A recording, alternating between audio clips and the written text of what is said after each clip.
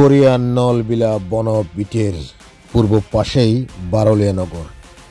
এই বারলিয়া নগর ঢুকলেই প্রথমে মিলবে একটি বাঙালি মার্কেট, যা কিনা নির্মাণ করা হয়েছে একেবারে রিজার্ভ ফরেস্ট ল্যান্ডের উপর।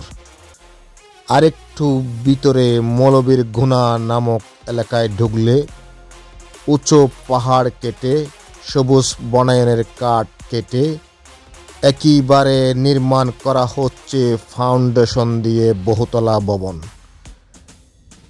এনারা কারা?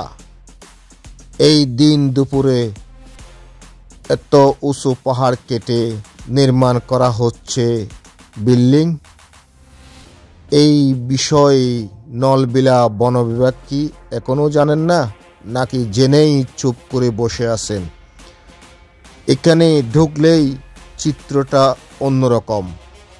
বাহিরের অংশ যদিও বনায়নে ঘেরোয়া থাকেন, ভিতরের অংশই প্রতিটি কোনায় কোনায় নির্মাণ করা হয়েছে পাকা দালান, যা কিনা বন বিভাগের জমির উপর পরিবেশ ধ্বংসের মতো লীলা।